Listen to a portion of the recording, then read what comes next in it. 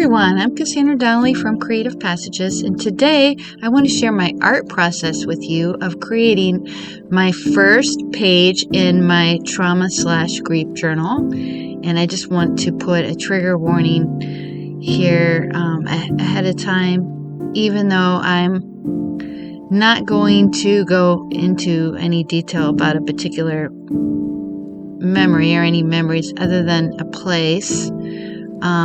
I am going to describe some of the feelings related to the trauma. So that could potentially be triggering to some people. So I'm putting that out there. I'm going to show you my art process, and then actually at the end, I'm going to show you the final artwork, and I'm going to read to you the journal entries that I made, because I want to share my journey with you a little bit, but also I think that perhaps my journal entries may possibly touch you or move you or comfort you. In the journal entries, God has spoke to me, and so I'm going to be sharing some of what He said to me. But now back to the art, so we'll get to the journal entries in a bit. My approach for this was very unusual. When I came into my art studio, I really just needed to make some art. But since I'm doing a whole series on how to create, grief journals, and I'm making a trauma journal so I can illustrate that process, since I already have my grief journal. And I do have lots of serious, extreme trauma in my childhood. You could say I have complex post-traumatic stress disorder. So I'm really going to be utilizing my trauma journal to help me work through this, but at the same time, I'm using it to illustrate the process of making grief journals, and I'm hoping that'll inspire all of you. Well, anyway, so I came into the studio to make art and thought I would work on a page for my trauma journal, my first page, but I really just wanted to play and have some fun, so I decided I would do jelly printing too.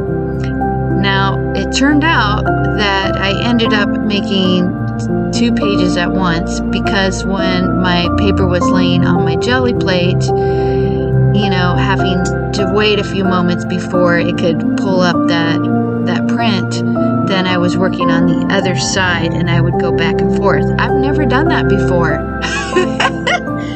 It was kind of fun and interesting, but I just wanted to say I never did that before. And I ended up ripping this paper here, which is why I put a little collage over it to kind of, fix that little rip, which is totally perfect for the theme of trauma here. And that's sort of how it ended up that I created art on both sides. I mean, it just slowly kind of built up, and then plus just waiting for, things to sit and get set on one side, I would create on the other side. So I'm using a variety of different things, which is typical for me. So this is the Dina Weekly Media Gloss Spray, the Rouge. And I've also used Distress Oxide Price Ribbon color. And I've also used the Dina Weekly Blushing Gloss Spray. And I've used the golden cobalt turquoise fluid acrylics and the golden iridescent bright gold. And now I'm taking my glass pen and just scratching into it. This is graffito. Typically I do oil pastels, but sometimes I like to scratch into wet paint. So I'm adding some of my own mamagami paper that was actually a collage that was mamagami'd, and this is another actual mamagami paper of a black Sharpie drawing that I made. And this is some more artwork that I made that I'm ripping up, and that was made with rubbing plates and oil pastels, I think. So, as I've said before, collage is one of my things. I really love collage, and I think it's just because it so mimics, what happens in trauma. And I love the idea of putting all those separate pieces and just different things that may not even seem like they go together and then bringing them into a cohesive piece of art at the end. I love that. Or it may or may not be cohesive, but usually I try to at least make it cohesive. I'm an intuitive artist, so I really like to create spontaneously and be motivated by my emotions, and especially for this. Now, I don't always do that, but I would say that's kind of my go-to most of the time, and that's what I really enjoy the most in my art making. So I've come to maybe accept that I should just call myself an intuitive artist, and maybe I should try to do that more than other types of art, because this is just where my joy is found, in this type of art. I'm not saying that I'll stop making other types of art, but this is really where it's at for me, and I love it. I love making art.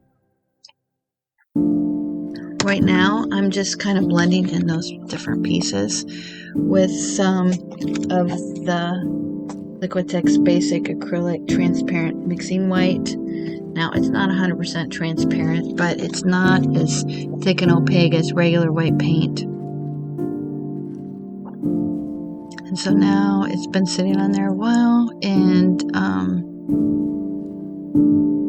I'm trying to just get a little bit more color while the paint is still wet on the jelly plate. And I'm pretty much done with the jelly plate now.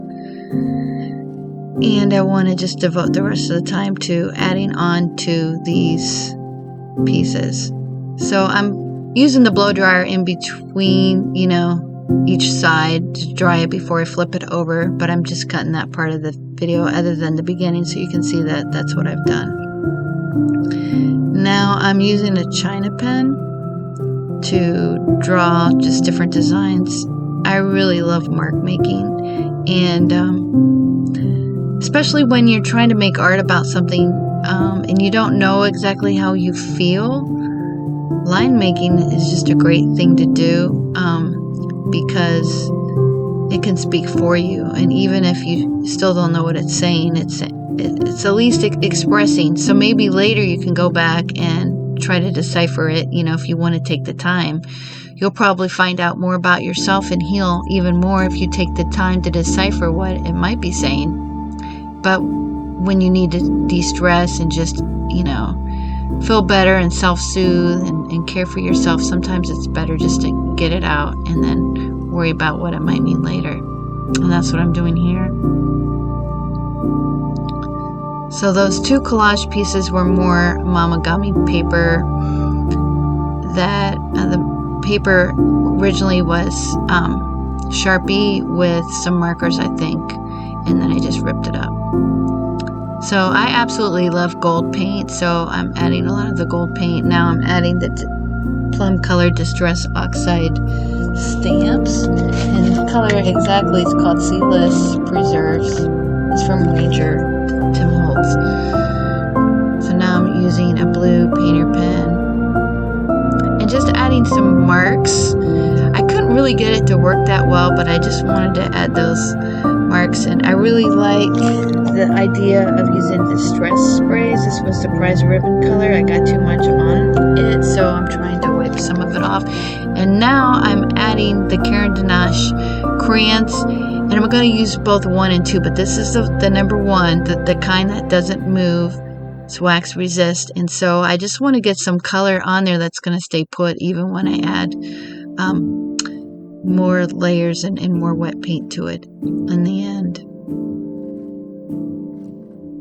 And I'm just letting my emotions free and just doing whatever I feel like. I am considering design a little bit, like I am playing on those circles with the spirals in them and the top left corner, so I'm adding some more circles, and see there's that bright patch of yellow in the top left corner, so I'm adding some more bright spots of yellow.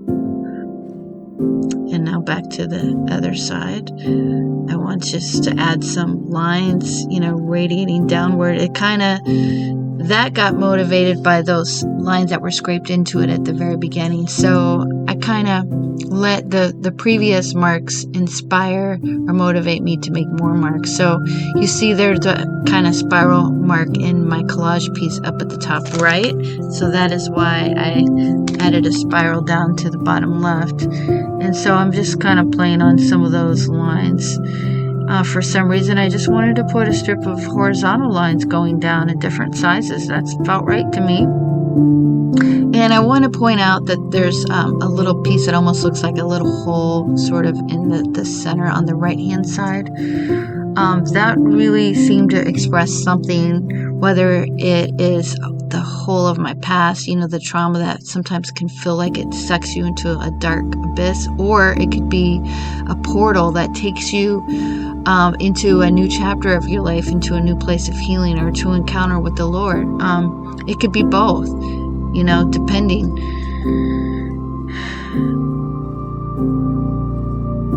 So now I'm using the Caran d'Ache crayons type 2 because I want the colors to bleed. I just want to add more colors, and I really was considering maybe adding some oil pastels, but I decided to wait on it and use this instead, because I wanted to use my Sharpie to make marks, and it's really hard to do it over oil pastel. Well, you can. Then you would have to put a bunch of other layers to seal that, and I didn't want to take the time to do that. So I'm just going with the number 2 crayons, and I want more gold, and I couldn't actually get it to come out of the applicator very well. And as you know, at the beginning of the video, when I try to pour it from my golden container, it just dumps out too much. So that's why I'm just dipping my glass pen into this little applicator jar. I probably need to clean the tip, and maybe it'll work better. Maybe rinse it in some hot water. So I absolutely love gold. Gold to me is a color of healing and repair. I think of the Japanese and the kintsugi method that they use to repair pottery that's broken, and they seal the pieces or adhere the pieces with gold on top of the glue, and it just makes it more beautiful. So I'm adding more sprays. I don't even know which one that was. I think it was a gold mica spray, varnished brass. So I got too much of the blue again, so I'm just blotting some of it out, but I do like the distressed look and the chaotic look of some of the sprays. So now I want to seal everything with the workable fixative, which is not enough for oil pastels, by the way. If I had done that, it still wouldn't have allowed me to do the Sharpie on top of it. I do work with oil pastels a lot. So now I just want to add in a few more details with my Sharpie pen, just to kind of make it more interesting. I like these weird little marks and odd little structures which I'm adding, and then kind of some rough, agitated lines at the bottom, just to kind of express, what trauma feels like.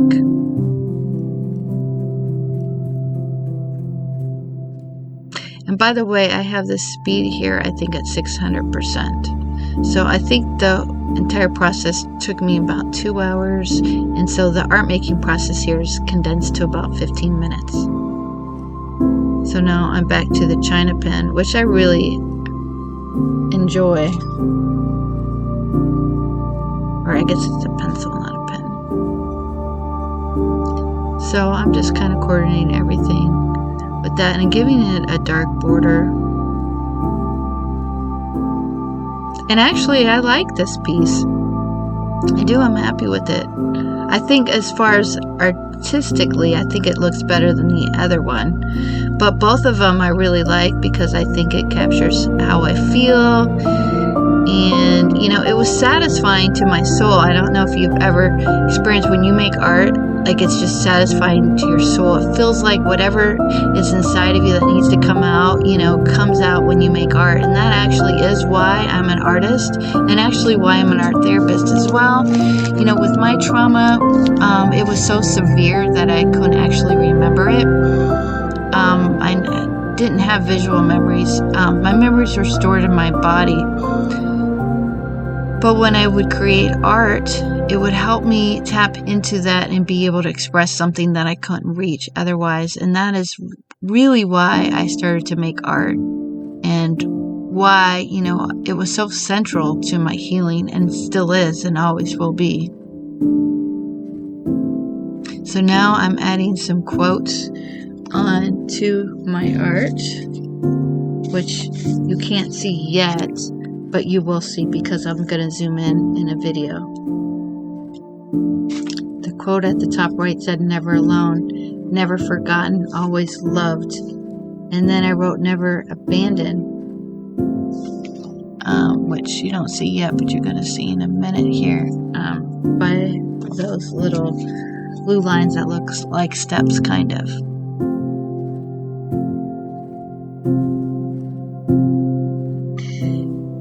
And that's what God was showing me, that I'm never alone. And by the way, a memory started to emerge as I was doing this.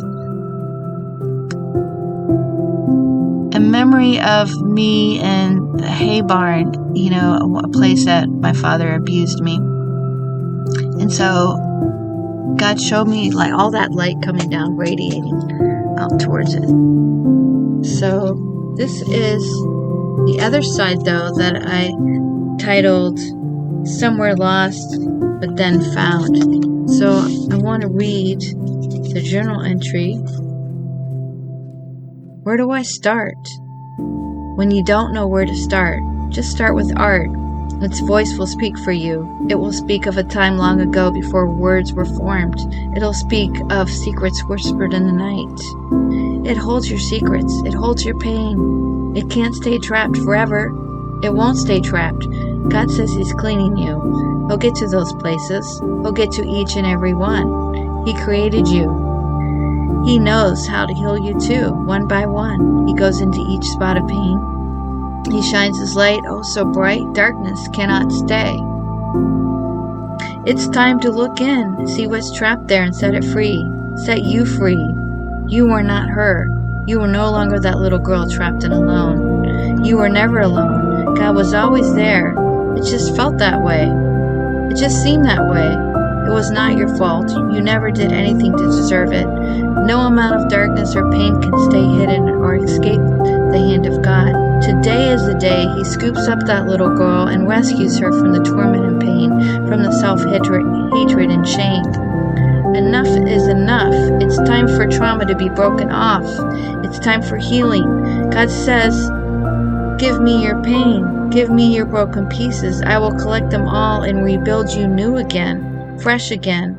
I'll bring fresh hope and life back into you. The spark of life that died, I call it forth again. A fresh wind is coming to revive you, restore you, make you new again, no matter what. I will never stop loving you. I'm not letting go. I'm going to carry you through to the finish line. You're safe in my arms, always safe.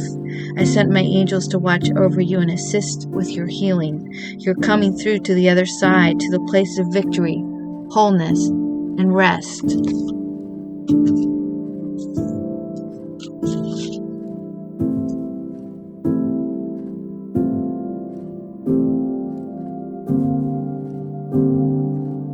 Place of healing, wholeness, and rest.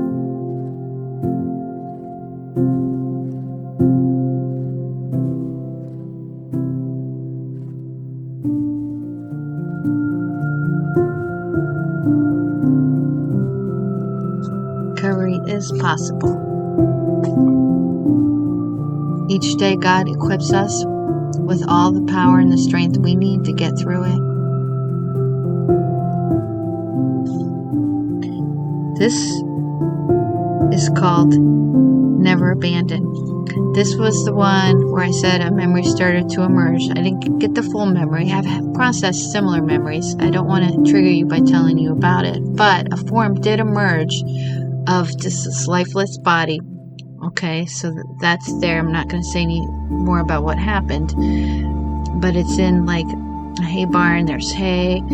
And God showed me this light coming from heaven. It was a light coming from heaven, and he showed me that he was there with me. He was there with me, and he never abandoned me. He took it with me. I'm going to read this to you. In this art piece, of vague memory started to emerge. I sensed the hay barn of a lifeless body emerged. Was it me as a little girl, devastated, weak, helpless, betrayed, and overwhelmed with physical and psychological pain so heavy I couldn't get up? I felt wiped away, gone, as I ceased to exist, like the world was spinning and I had fallen to a deep, dark abyss could not pull myself out of. My strength was gone. I was dazed, confused, in shock. I felt alone, but God, He showed me that He was there, shining down on me with His great light, His great love. No matter how deep the pain, no matter how terrible, He was there. Jesus is well acquainted with grief, agony, and pain incomprehensible. And He was there with me, going through it too, bearing it with me, for me, taking the abuse to share in my suffering, knowing full well one day He will raise me up just like He raised up Jesus from the dead, and I will share in His glory.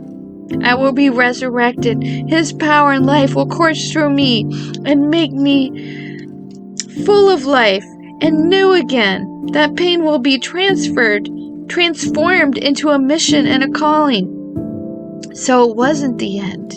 It was one moment in time. Many moments in time, but not a lifetime. It had an ending. It couldn't keep me there. It couldn't keep me trapped because Jesus died to set me free. He opened the door and set me free. He will always free me, and I will always be free in Him and never trapped again. I will always be free in Him and never trapped again, and He will never stop loving me. Because that's one thing God showed me, that there was a part of me that always felt trapped. And so God is working to heal that part of me that felt trapped by showing me I'm not trapped. That was back then. That was what happened to me then. But I'm not trapped now, and He's with me, and He was with me then. And He was there taking the pain with me. He allows us free choice. He allowed my Father to do that to me, but He had a plan to rescue me with His strength, and with His Holy Spirit He sustained me, and He made me who I am today, with gifts and with a calling and with a mission. And I'm not alone, because He's always going to be with me, and that's a precious gift. I would never trade anything for that gift of having Him in my life, of having His security and His safety and His love that surpasses all understanding. And anything I might have even gone through would have been worth it. Not that I had to go through things like that to get that, because it's a free gift for anybody who wants it. But the love of God is worth everything. And He doesn't owe me anything. But He's good, always good. Be blessed, everyone, and have a great day.